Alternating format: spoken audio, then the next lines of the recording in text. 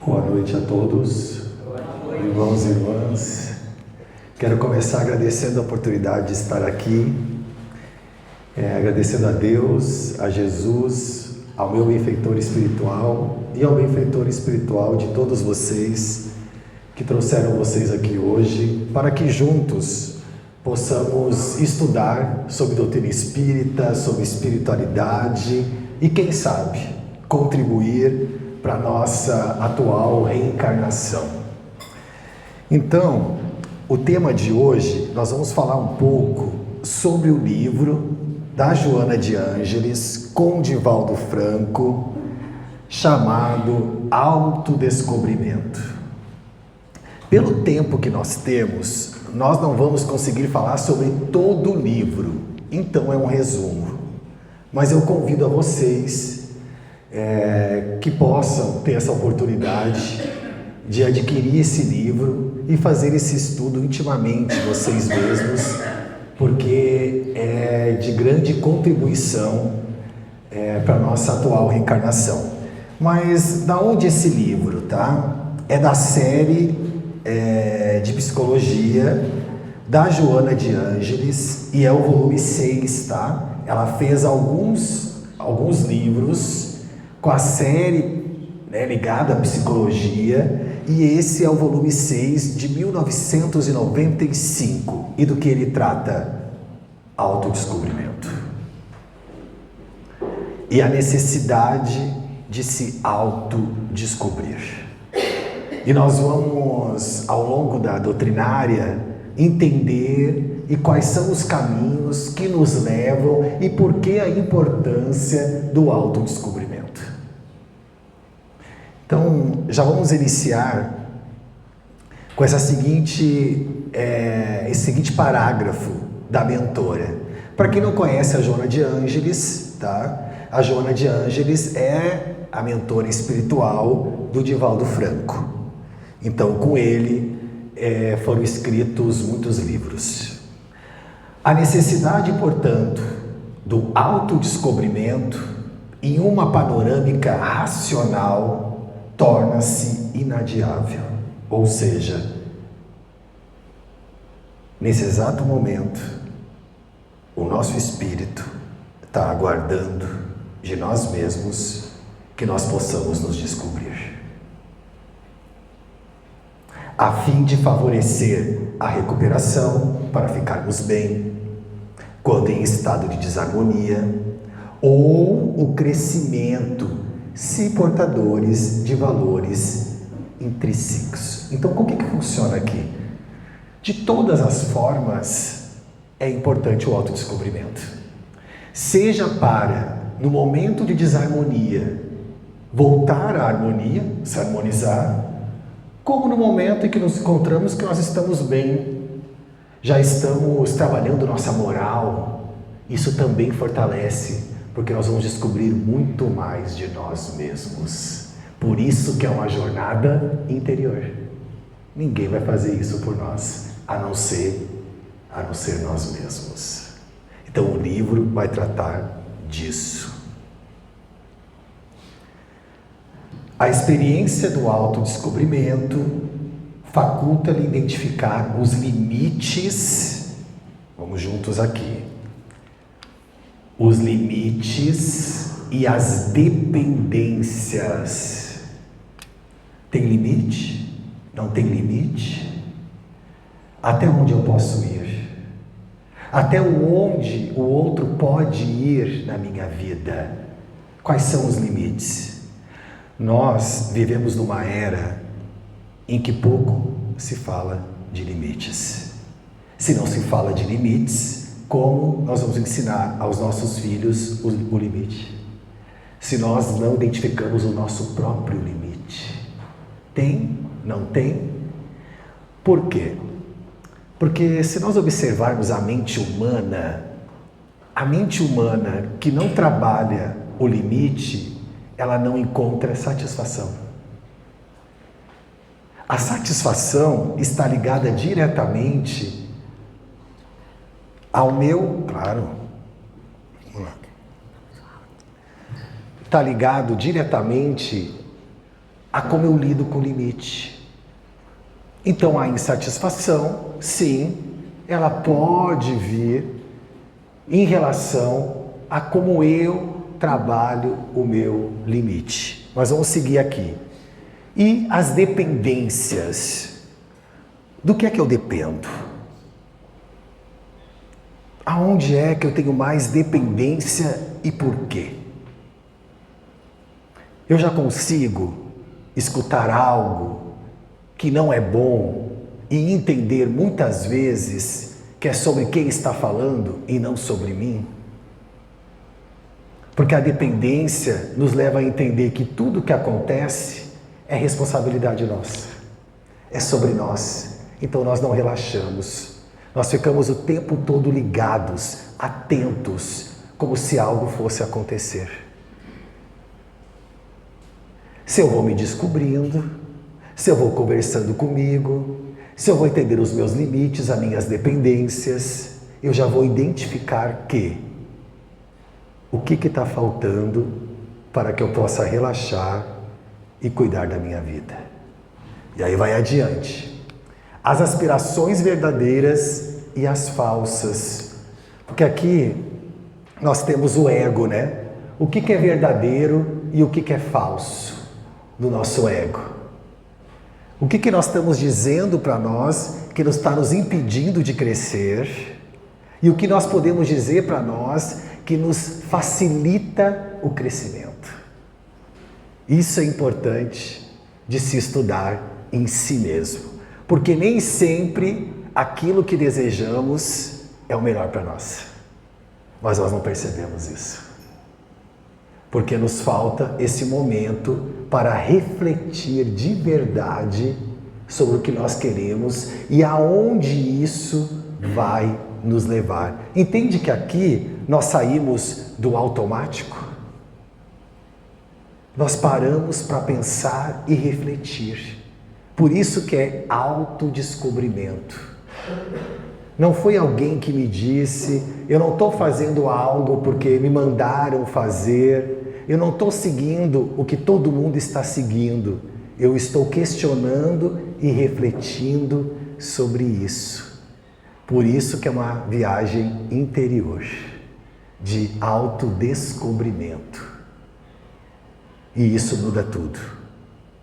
Quando nós pegamos uma lupa e olhamos para nós mesmos, nós vamos identificando o que dói, aonde sofre, o que eu posso fazer, o que está acontecendo comigo. O texto maravilhoso, quais são as palavras que saem da minha boca, o que eu estou pronunciando, o que eu estou doando aos outros através das minhas palavras, qual é o tom, de que forma ela sai. Muitas vezes o tom da nossa voz vai deixar expresso um sofrimento nosso, ou uma mágoa, ou um rancor, ou compreensão, ou entendimento, ou acolhimento. Então olha o poder que nós temos nas mãos a partir do momento que nos tornamos seres humanos que sabem falar. Falar é uma dádiva fornecida por Deus.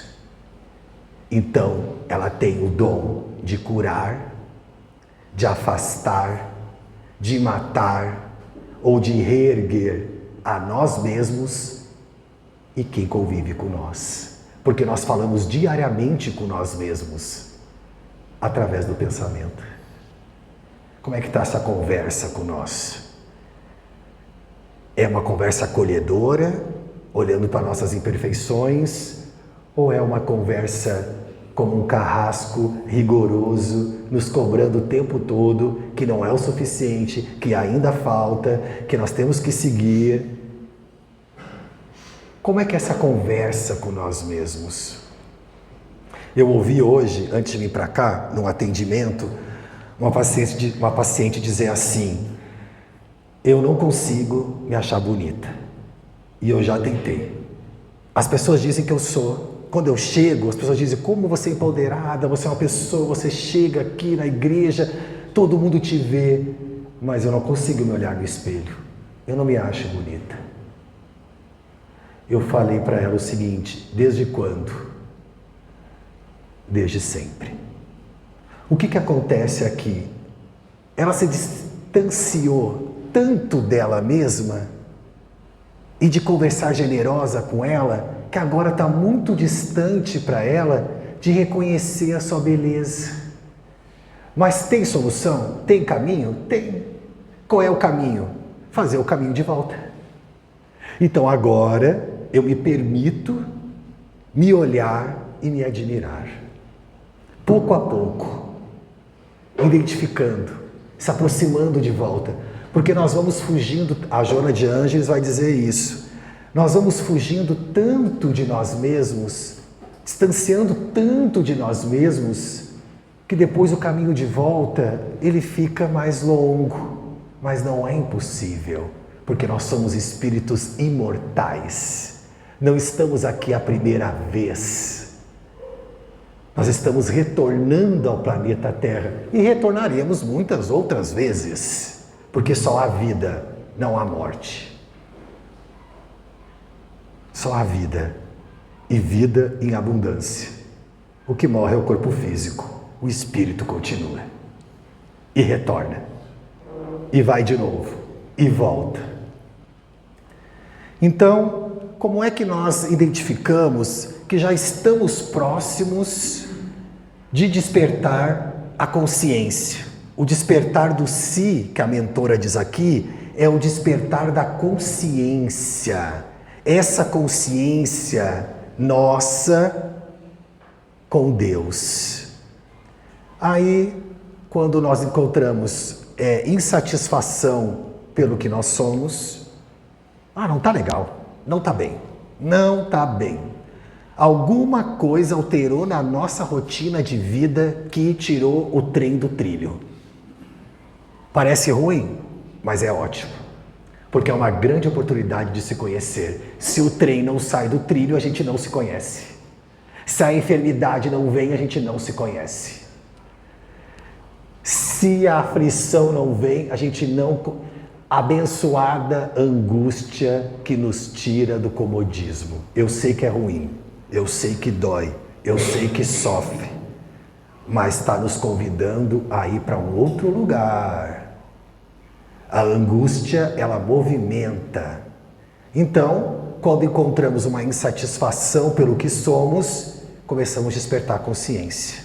Ou pelo que se possui, ou como se encontra. Pode ser também. Não está legal como eu estou agora. Alguma coisa me diz que eu tenho que fazer alguma coisa por mim. Eu não sei o que ainda, mas eu vou descobrir. Chegando nesse lugar, persistência no tentame, porque não vai ser fácil. Eis aqui nós todos juntos na nossa, quem sabe, número X reencarnação, porque não é fácil. Nós vamos cansar, vai ter aquele dia que nós vamos acordar que não vai estar legal. Aí nós temos que pensar, eu preciso persistir, eu preciso continuar tentando, eu preciso. Então, Joana de Ângeles diz isso, persistência no tentame, disposição para aceitar-se e vencer-se, aceitação. Eu já aceito como eu sou? Porque se eu não me aceito ainda, fica difícil de mudar. Porque quem não identifica o que tem que mudar, não muda. Então tem que se aceitar primeiro. Aceitação. Aceitou, aí começa a identificar o que tem para mudar.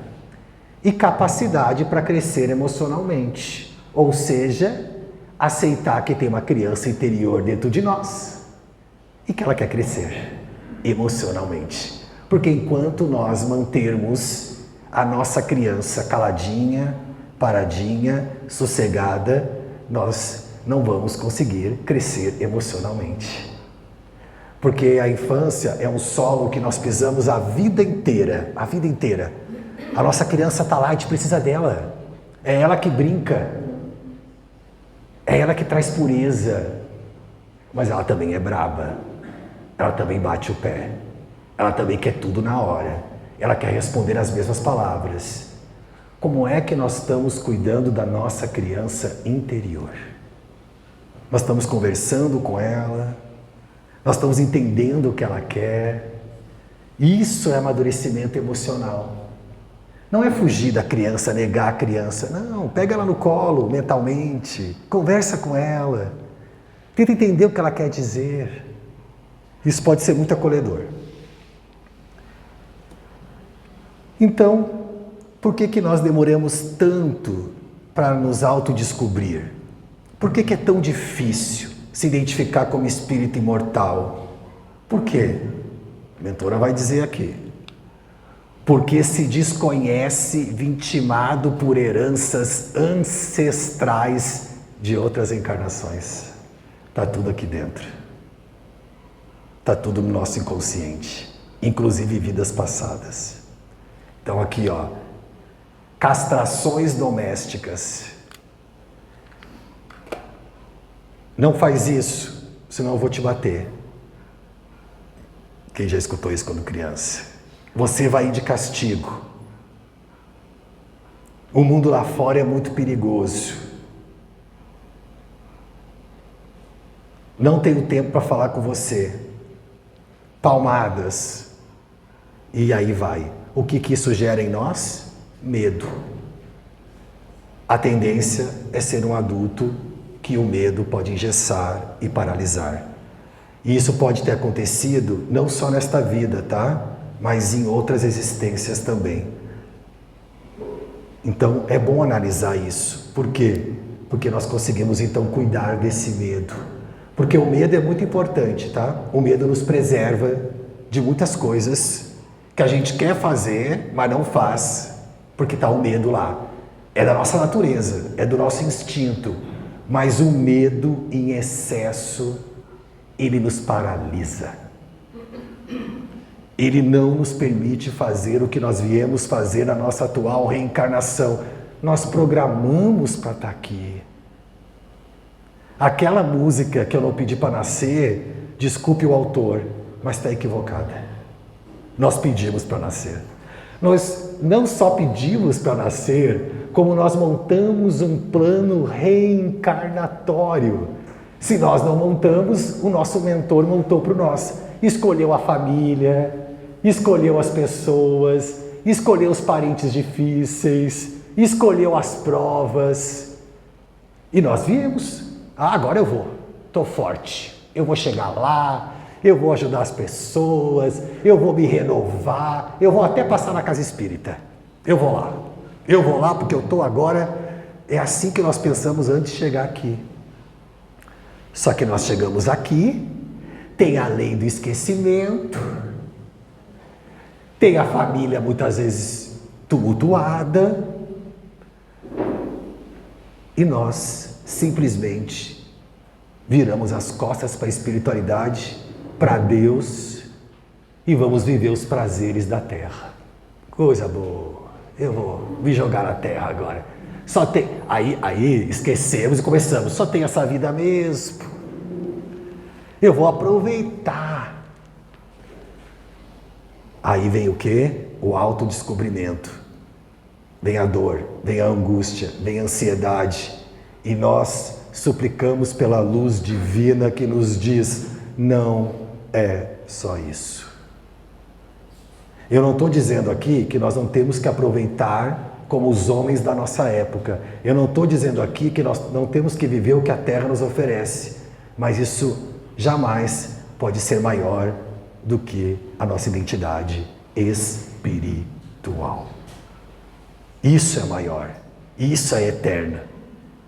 Isso nos melhora como seres humanos. E é bom ficar atento a isso. Então tem as castrações domésticas. Aí que vem os medos, né, que prevalecem na infância, pela falta de amadurecimento psicológico e outros. Amadurecimento psicológico, muito importante. Para nós crescermos, evoluirmos, que eu acho que todo mundo quer, é preciso amadurecer psicologicamente. E para isso, nós vamos precisar nos conhecer. Cada vez mais. Para entender que muitas vezes quando nos atingem gratuitamente, não é sobre nós, é sobre o outro. O outro está doente, não sou eu que estou doente. Muitas vezes nós ficamos doentes porque o outro está doente e nós pegamos para nós, adoecemos juntos, porque nos falta esse amadurecimento psicológico. Não é sobre mim, é sobre o outro. Eu posso ter empatia, eu posso ajudar, eu posso fazer o que eu quiser, caridade, está tudo certo, mas é sobre o outro, não é sobre mim. Se eu não estou preparado ainda, eu me afasto um pouquinho, eu ajudo conforme eu estou preparado para isso. Mas para saber se eu estou preparado, eu tenho que me conhecer. Estou preparado? Não estou? Já posso fazer isso? Porque se eu não estiver, eu posso cair junto. E aí não vai ser um caído, vai ser dois. Né? Então não ajuda. E por que nós chegamos nesse lugar já? Por que nós já podemos falar sobre tudo isso? A mentora vai dizer o seguinte, porque já sabemos que não é só isso aqui. Não é só corpo. Isso é que nos diziam lá atrás, né? Tem só um corpo.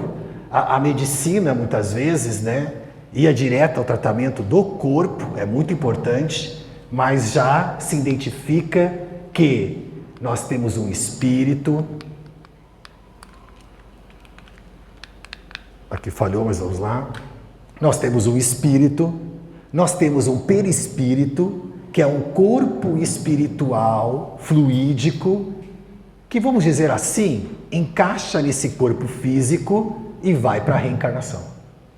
É isso que acontece. Então imaginem, um pensamento negativo, uma mágoa, um rancor, ele se instala no espírito, vai para o perispírito e adoece o corpo. É assim que funciona. A lágrima que não vem, o corpo sente.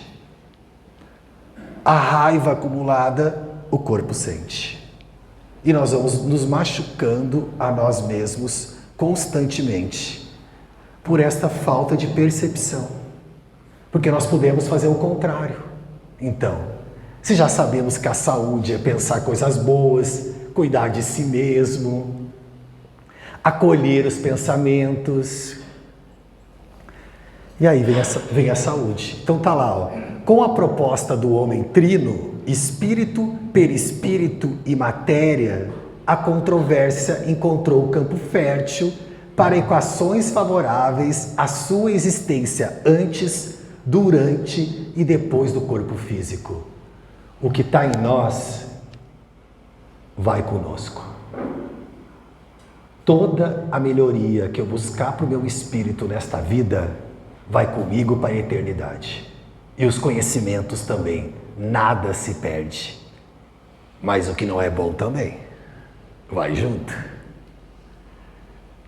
A escolha é nossa. Vai a raiva junto, vai o ódio junto, vai a vingança junto, vai tudo junto. E nós vamos aí programando uma nova reencarnação para trabalhar esses sentimentos. Então nada se perde. Nada se perde. Vai tudo conosco, faz parte do processo evolutivo. Vamos gravar isso cada vez mais. Nós somos espíritos imortais. Não estamos aqui a primeira vez.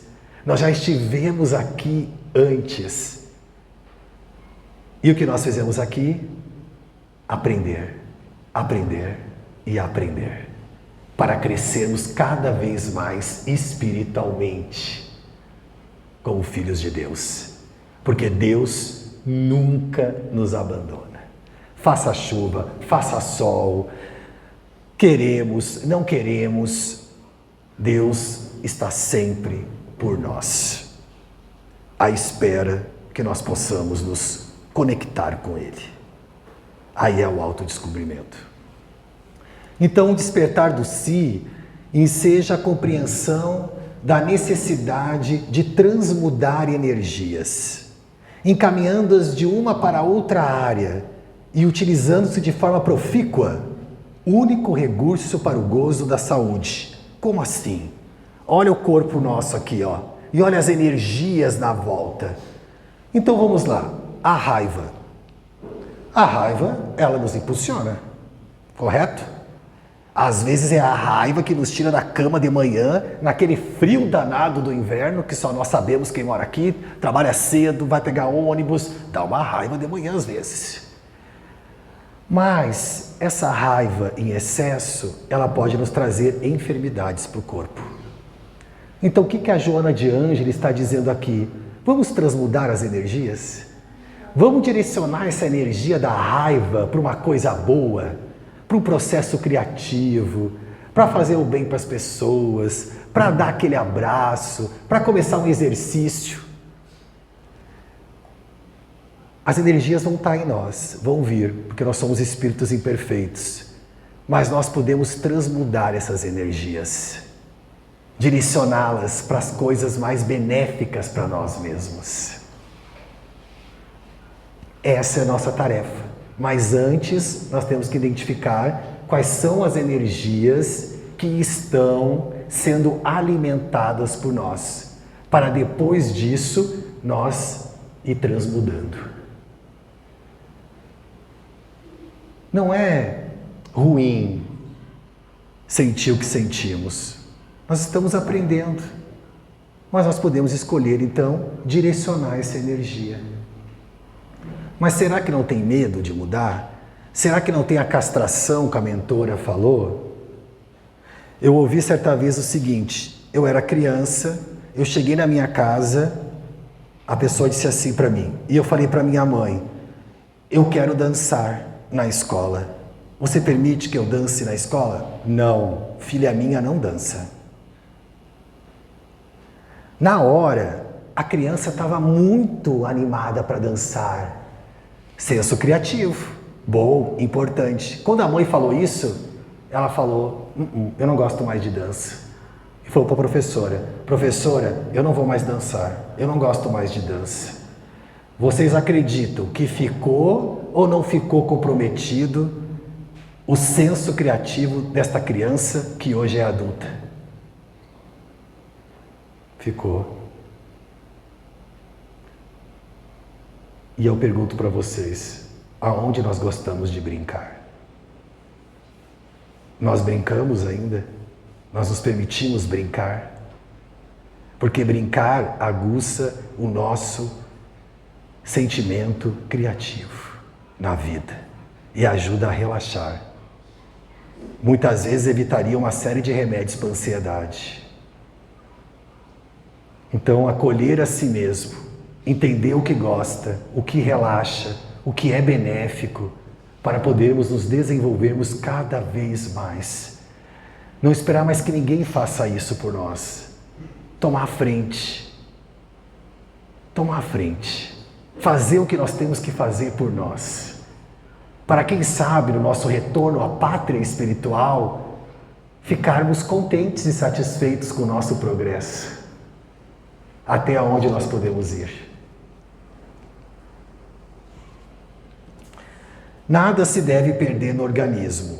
Todas as energias poderão ser canalizadas sob o comando da mente desperta, do eu superior, para a sua responsabilidade, criatividade e expressão divina.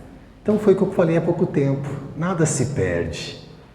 Só está esperando de nós para ser canalizado de uma outra forma. Esperando que nós possamos então usar dessa energia para trazer mais benefícios para nós. Por nosso espírito, por nosso perispírito, por nosso corpo físico, para cuidar de nós. E aqui a mentora ajuda ainda mais, tá? O eu consciente, mediante exercício constante, deve comunicar-se com todas as células que constituem o invólucro material. A semelhança do que faz quando lhe atende alguma parte ou órgão que necessita de tratamento. Quando nós temos dor no dente, nós vamos ao dentista. Cuidamos do dente, o dente fica bom e nós ficamos felizes. Com a mente é a mesma coisa. O que está doendo? O que está machucando? O que está ali com uma enfermidade. Conversamos com nós, cuidamos dessa parte. É medo? Vamos conversar sobre isso? Que medo é esse? É um medo de hoje? É um medo de ontem? Está acontecendo alguma coisa? Não. Mas por que eu estou com medo ainda? Alguém já passou por isso? Não está acontecendo nada. E ainda estou com medo. Que eu possa acolher esse medo. Conversar com esse medo. E entender de onde ele vem. Para que eu possa assim acolher e fazer o que eu tenho que fazer. É assim com a raiva, é assim com a mágoa, é assim com todos os sentimentos que podem nos trazer enfermidade. Por que ele está ali? É o perdão que falta? Como é que perdoa? Qual é o caminho do perdão? Como é que faz isso? Como é que se perdoa? Como é que eu posso olhar para a minha história sem crítica, sem julgamento, sem condenação? Como é que eu posso olhar para a minha história e falar assim, era o que você sabia naquele momento, agora você quer fazer diferente, tá tudo bem? Tá tudo bem, vamos lá. É diferente de se conhecer se julgando, se culpando. É se conhecer se acolhendo, cuidando de si próprio. Entendendo que sim, erramos muitas vezes, mas podemos nos auto-perdoar para seguirmos em frente com saúde. Então aqui tem mais uma dica da mentora. Conversar terna e bondosamente com as imperfeições morais. Lembra que eu falei do acolhimento? O que eu identifico que é imperfeito em mim ainda? Conversa com isso. Olha, eu acho que você está muito agitado hoje. Vamos dar uma acalmada? Vamos sentar um pouquinho aqui? Vamos fazer um chá? Vamos fazer alguma coisa que te acalma? Nós falando com nós mesmos. Vamos fazer um exercício? Vamos sair daqui um pouco? Vamos caminhar? Isso é acolher com ternura e bondade a si mesmo. Aí ela diz, alterando-lhes o curso, buscar penetrar no intrincado meado dos conjuntos celulares e envolvê-los em vibrações de amor. Olha que interessante isso. Nós fizemos isso. É muito legal fazer isso. É o coração que está doendo? Olha, acalma coração. Está tudo certo. Vai ficar tudo bem. É a cabeça que está doendo? Vamos um pouquinho fechar os olhos, fazer uma oração, uma meditação. É a perna que está doendo? Vamos acalmar um pouquinho? Vamos mandar uma energia boa para as células? Vamos mudar essa energia? Vamos fazer isso? Por que não? Nós cuidamos tão bem dos outros, não é verdade? Por que para nós ficam migalhas, muitas vezes? Se nós somos os primeiros a precisar estar forte para cuidar dos outros. Quem tem filho sabe, quem tem pai sabe, todo mundo sabe disso. Por que deixarmos nós para depois? Não faz sentido, né? Mas nós vamos deixando. Talvez porque não fomos ensinados a cuidar de nós mesmos, ou talvez porque fugimos de nós mesmos. Mas o caminho de volta é muito importante. Porque assim, nós estamos com nós mesmos 24 horas. E na espiritualidade é a mesma coisa. Nós vamos estar eternamente com nós mesmos. Gravem isso. O Haroldo Dutra, que é um grande palestrante, ele diz que se ele tivesse um microfone, que ele pudesse falar com o mundo inteiro, ele diria assim, ninguém morre. Ponto. Ninguém morre. Todos somos eternos. Então, o tropismo da divina luz. O que é o tropismo da divina luz? O tropismo é um movimento de crescimento orientado de plantas ou organismos fixos em resposta a estímulos externos. Quando a planta cresce pelo que vem de fora. Então a mentora diz assim, o tropismo da divina luz. A luz de Deus está aí. Ela está nos atraindo. Ela está nos ajudando a crescer. Ela quer o nosso progresso. E a gente precisa embarcar nisso. Só que, às vezes, se esconde na sombra da inconsciência ignorância de si, permanecendo nas faixas inferiores da evolução.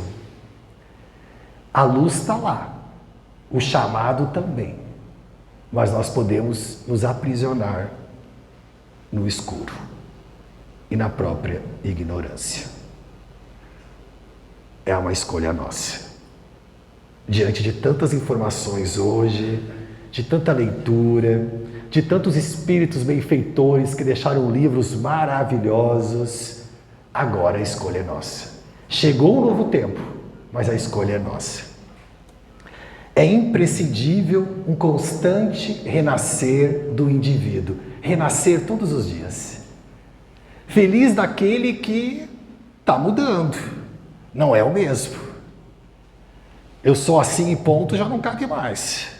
Não, nós estamos mudando constantemente, e que bom, e que bom. Pelo renovar da sua consciência, aprofundando-se no autodescobrimento, a fim de mais seguramente identificar-se com a realidade e absorvê-la. A realidade é essa. Ponto. O que eu posso fazer com isso?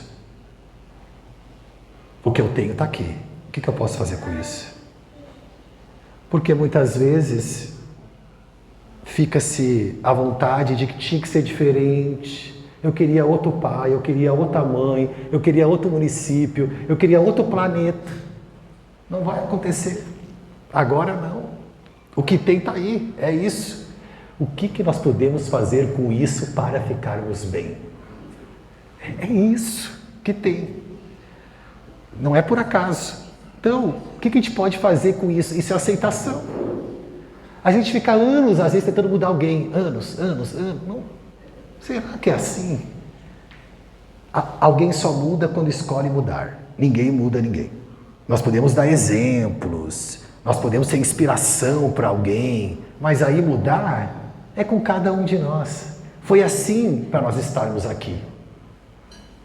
Nós viemos aqui por uma escolha nossa, uma necessidade nossa, e que todos que estão aqui possam receber o que vieram buscar. Porque é assim que funciona. É preciso ir ao encontro, se conectar.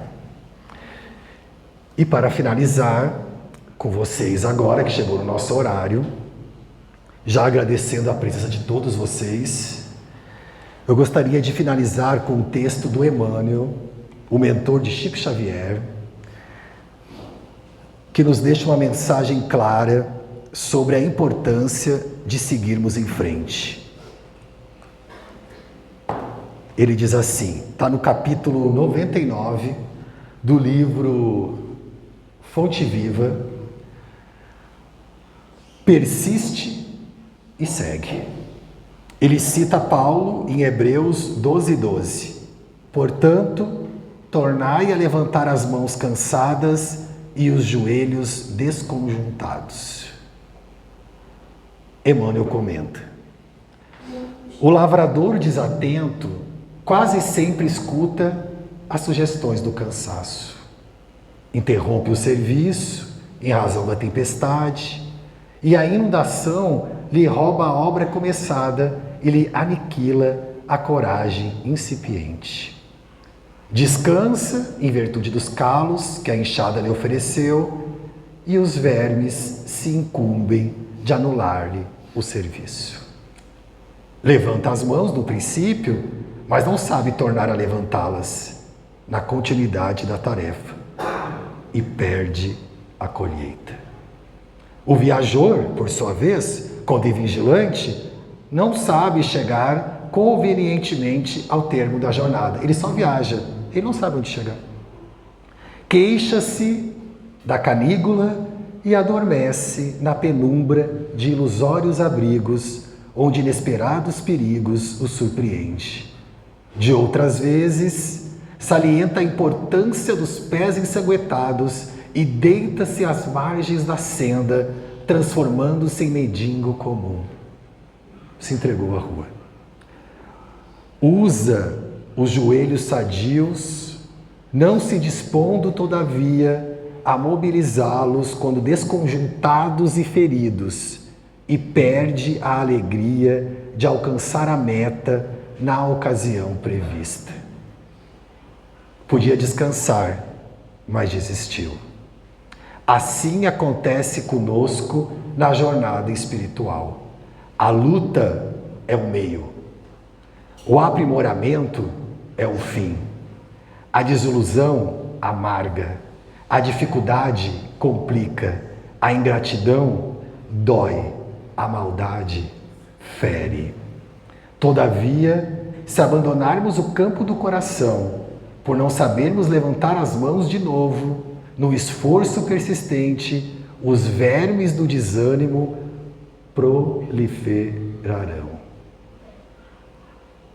Precipite no centro de nossas mais caras esperanças. E se não quisermos marchar de joelhos desconjuntados, é possível sejamos retidos pela sombra de falsos refúgios durante séculos consecutivos. Desconjuntou o joelho? Que possamos descansar, mas não parar. Porque podemos atrasar por séculos e séculos. Muita luz para vocês, uma ótima semana e nos vemos em um outro momento. Muito obrigado.